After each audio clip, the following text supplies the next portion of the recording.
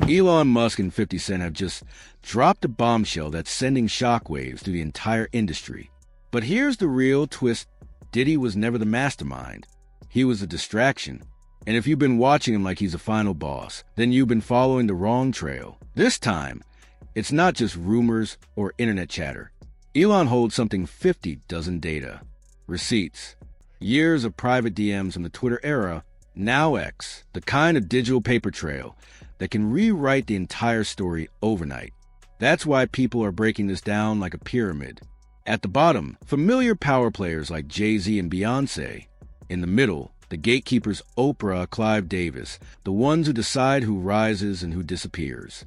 And at the top, one name everyone claims connects it all, hiding in plain sight. But it doesn't end with studios or boardrooms. This conversation stretches into influence, image control, and even the pulpit. And if you've been paying attention, 50 Cent has been hinting at that part for months.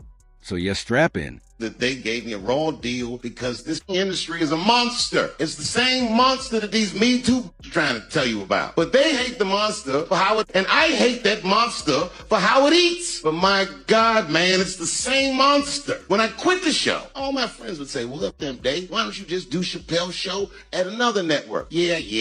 And why doesn't a slave run from one plantation to another plantation? Because the master over there might be nicer. My God, man, I was trapped. You know what? Tell you the truth. I've even thought about coming back and doing another Chappelle show. Well, but if I... Before we go any higher, you need to understand this first. The Diddy situation goes far beyond hip-hop.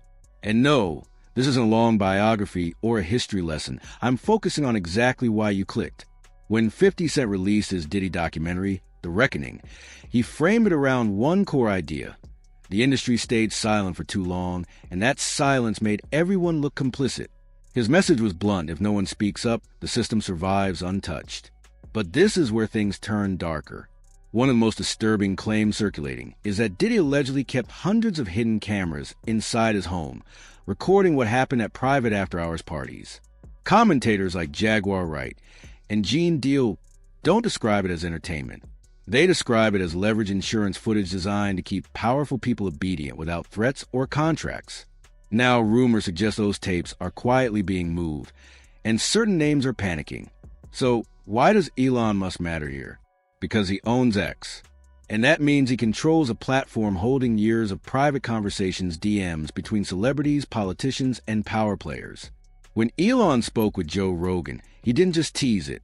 He directly pointed out the massive gap between what people said publicly and what they refused to say when it actually mattered. It's like the Diddy thing was like an Epstein-type compromise deal, where he had, whether he was doing it himself, conceivably, people want to think that he's attached to some intelligence agency or something like that. I think he's a gangster who made $1 billion and knew how to control people by compromising them. That's what I think. Whether or not he had help, I don't know. Whether or not he shared some of that information with people so they knew they had compromising stuff on people, I don't know. But clearly he was doing it for his own jollies too. There was something sick about it. Yeah. I mean, the thing is that people in the music and entertainment industry had to know that Diddy was like abusing, kids basically. And yet they still fed him kids. Like, where's the accountability? There had to be rumors. There had to be. They had to know. Yeah. They had to know. Cat Williams is talking about it on exactly. Yeah, on that podcast. But like who's feeding him the kids?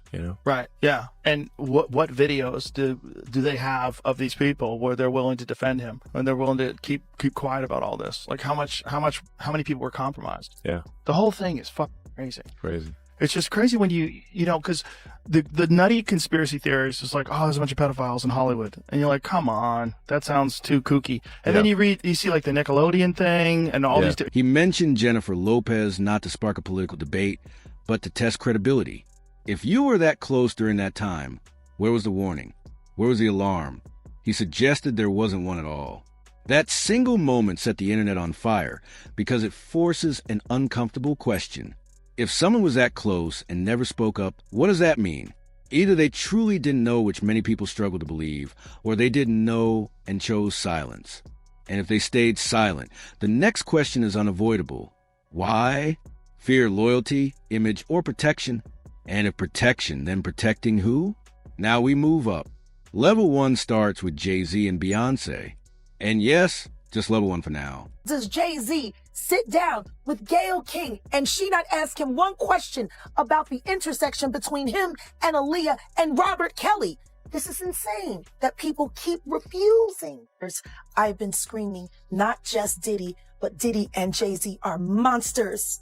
Harvey Weinstein, Jeffrey Epstein, Robert Kelly, Sean Combs have one person in common professionally and privately. Sean Carter. This has been a fist of tyranny that has been punching through. That changes now, Sean. You have no choice. That Dream Hampton was being financed and ran by Sean Carter. They were able to go and get all of these witnesses because he was there with Robert Kelly. Jaguar Wright sat down with Piers Morgan and made explosive claims she was never expected to say out loud, detailing alleged deep ties between Jay-Z, Diddy, and long-standing industry power networks. Not long after, viewers noticed the episode became hard to find, sparking talk that was quietly pulled or buried. She also raised a question many have asked for years. How does Jay-Z appear on major platforms like CBS with Gayle King and never get pressed on persistent rumors? Using harsh language, Jaguar described their influence as destructive and long-running. She even revived the Aaliyah theory, alleging Jay-Z played a role in putting her on that plane. None of this is proven, but the silence keeps fueling speculation. Think about this. Sean Carter is responsible for enacting Hype Williams to put Aaliyah on a faulty plane, to move her out the way as punishment for rejecting him, and so he could level up Beyonce, who was struggling. Let's just say allegedly that happened. Now I want you to think about 106th and Park with Mary J. Blige. Free, who is a victim of Sean Carter. Yeah. Mary J. Blige, who is a victim of Sean Combs, are sitting there talking about the death of Aaliyah amongst each other. Think about that. You got a Diddy victim, you got a Jay-Z victim, and you got a superstar gone. They know what happened, and yet they had to sit there and have that conversation like they didn't know who did it. Another detail raised eyebrows fast as charges and lawsuits piled up against Diddy. Jay-Z's personal lawyer, Alex Spiro, reportedly appeared around the case.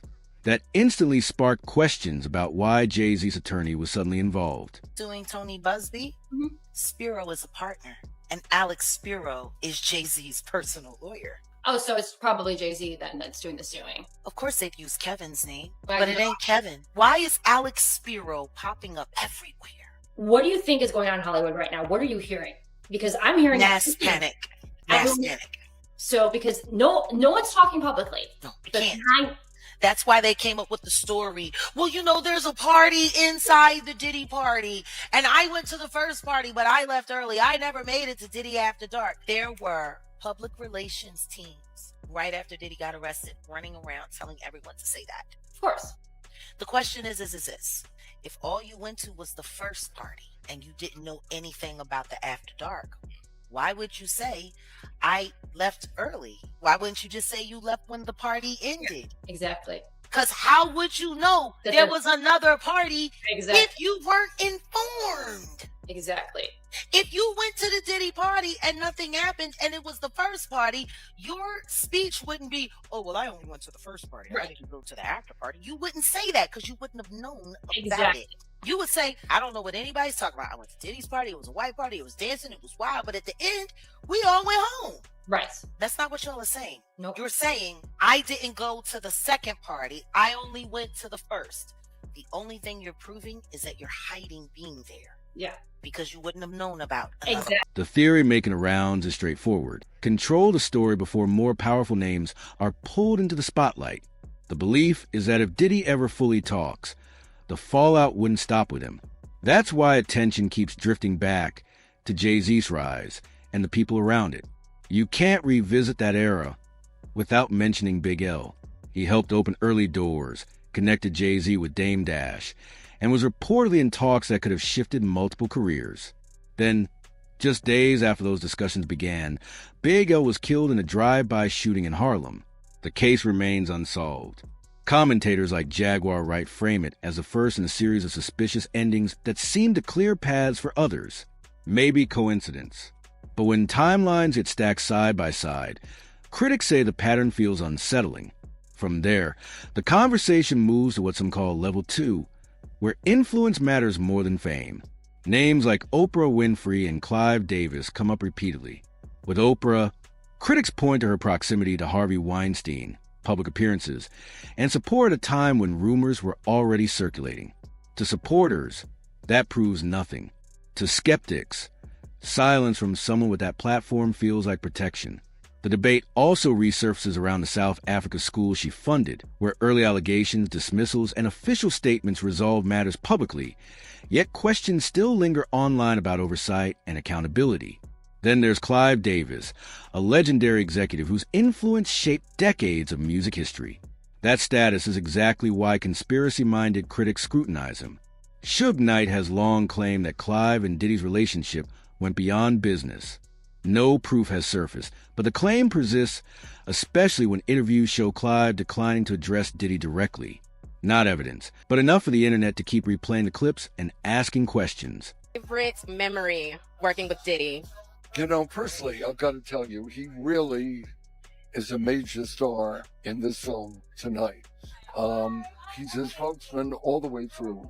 I met him before I ever knew of him. I met him when he was 21 years old. And when we met, you know, he played me Craig Mack Flavor in Your Ear. He played me 3 cuts from the forthcoming Notorious B.I.G. album. And we talked for hours and hours about music, and I poured into his dream. And I financed Bad Boy Records. And we had an incredible run, incredible period. Then there's a Whitney Houston angle, a chapter the public never seems willing to close. Discussion keeps circling her final days, the people around her, behind-the-scenes tensions, and whether the official version tells the full story.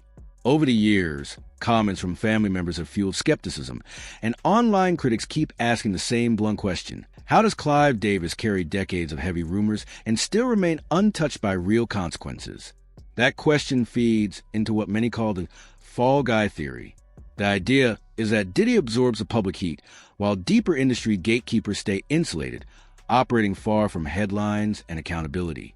From there, the narrative climbs to what some label the top of the pyramid, and this is where the conversation shocks people most. Bishop T.D. Jakes, a pastor, a spiritual leader, a trusted public figure. Yet 50 Cent has repeatedly brought his name into the discussion, refusing to let it drop.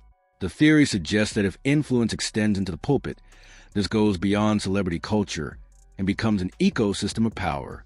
Some argue Diddy needed legitimacy and respectability, someone whose presence could sanitize his image by association. Critics also point to how T.D. Jakes appears in certain documentary moments, placed so precisely that viewers believe it was intentional signaling, not coincidence. Then Cat Williams resurfaces, reminding everyone who's claimed that 2024 would be the year the curtain finally gets pulled back, regardless of the Diddy allegations. His response sent the controversy into overdrive. Instead of clear denial, he brushed it off with, "Keep it moving." He then made remarks about repentance and power that many interpreted as evasive. To critics, it didn't sound like innocence, but deflection. Jaguar Wright intensified the backlash, claiming that if Jakes was ever near Diddy's party circle, the motive was either money or access. She described those spaces as leverage zones, alleging recordings exist that powerful figures never want exposed. Jakes was at a Diddy party, there could only be 2 reasons: money or sex. That's all that happens at Diddy parties: money and sex. Cassie has turned over substantial amounts of evidence to the feds. I'm told that after Cassie had a long conversation with Blank, I have to protect this person. They're going through a lot right now. And her lawyers, she finally was convinced to give up the videotapes and audio recordings that contain. Whether any of it holds up is still an open question. Once people believe receipts exist, the real fear isn't the rumor, it's the possibility of footage. Jaguar Wright claims multiple men have come forward with stories linking Jakes to that world. No public proof, just allegations and whispers of legal moves behind the scenes. It keeps spreading because it fits a familiar pattern. Power shields power until it can't.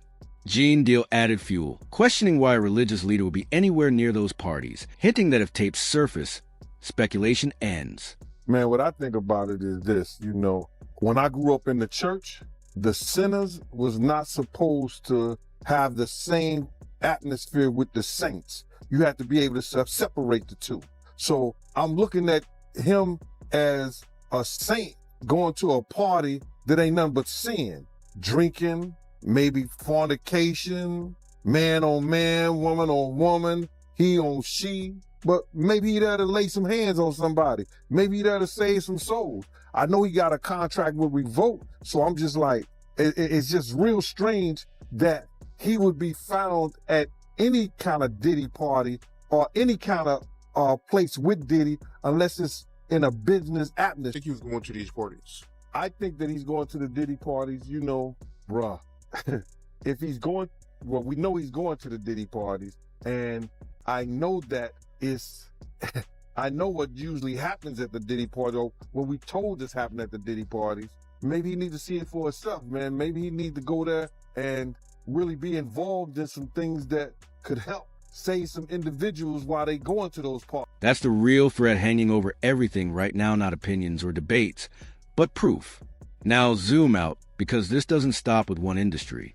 When Elon Musk sat down with Joe Rogan, they weren't trading celebrity gossip. They were talking about power networks and why certain names move the way they do. Elon didn't frame it as politics.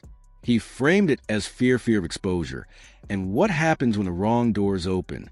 When Rogan mentioned Reid Hoffman and asked if he seemed uneasy, Elon answered with one word: yes. They compare it to an Epstein-style compromise model. Once someone is caught in a compromising position, you don't argue with them, you control them. That's the core of the pyramid. Not fame or talent, but leverage. Seen through that lens, the silence, the disappearing stories, and the protected names make sense. Dave Chappelle described it differently, but meant the same thing, calling the industry a trap built on control, not contracts. If someone that successful felt boxed in, what does that say about everyone else? This story isn't over. More names will surface, more rumors will harden, and more untouchables may suddenly look reachable. The question is simple: is TD Jakes really the top, or just another layer hiding what's above?